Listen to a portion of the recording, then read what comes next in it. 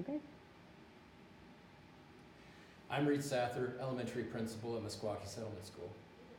Hi, I'm Julie Zuber, kindergarten teacher at Meskwaki Schools. Okay. Julie, will you describe your professional goal? My professional goals that I decided for my career plan this year, thank you, as I wanted to work on 3 different areas. I wanted to work on the press training, which was maybe a classroom intervention that we're going to try to use. And I wanted to work on some RTI training as we develop the RTI process here at Meskwaki Schools. And then I also wanted to work on some behavior training to help with an individual that I have in my classroom that I just need some more tricks to use for him. What I'd like to talk about today is the behavioral training Okay. with your student. And Okay. what were the results?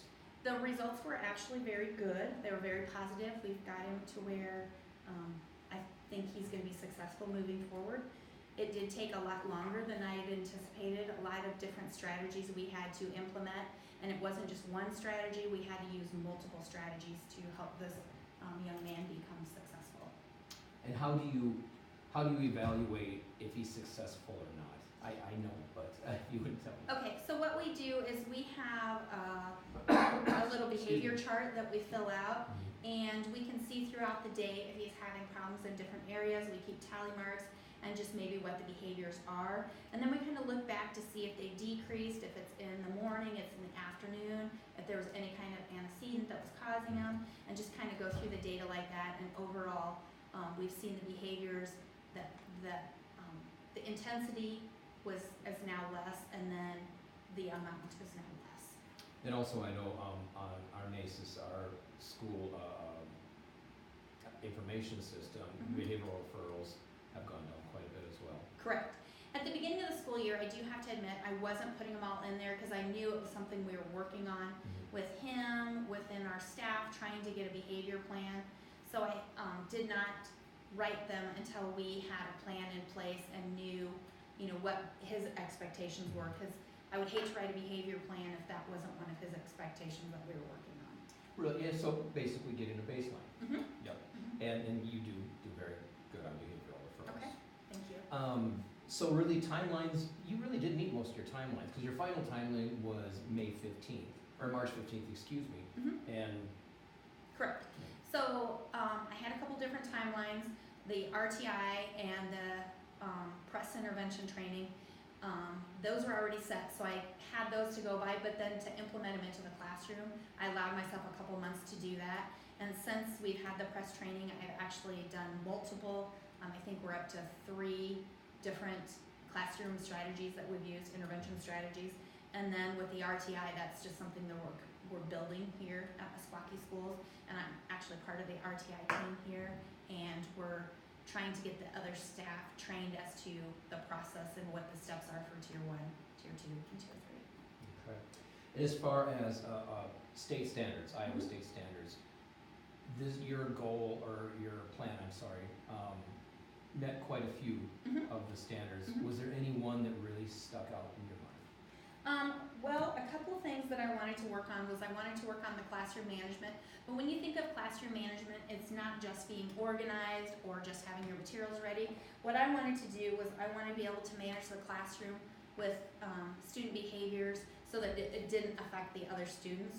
So when I marked classroom management, what I really intended on was making it as normal environment for everyone, even with maybe some other things we had to have in place. So it was just a normal environment for all. So that's the one that I really wanted to focus on this year. Okay. What did you learn about the interventions you tried? What I learned was it takes a lot of time because you have to track them. But then what was interesting is what worked for some of my students in the past did not work for this student. So we had to use multiple intervention strategies together. So it wasn't just one strategy that worked. We had to use a picture schedule so he knew the schedule, the timeline of what was going to happen so he wasn't anxious. We needed to use a lot of calming touch just on a shoulder to calm him down, a lot of positive praise to know he's on task. And the big one that we found out really helped for him was having parent involvement and contact, letting mom know when he was having a great day, let him know the positive things as well as the not so great things. so that they could see both sides of the picture. And that was probably one of the best things that we've done this year with him. You did an excellent job. Thank you. How do you continue with the interventions? So what I plan to do for this student as well as the whole class is we're going to have transition sheets. And we're going to fill out maybe the plans that we've used for individual students for academics and behavior both. So it's going to cover a variety of students.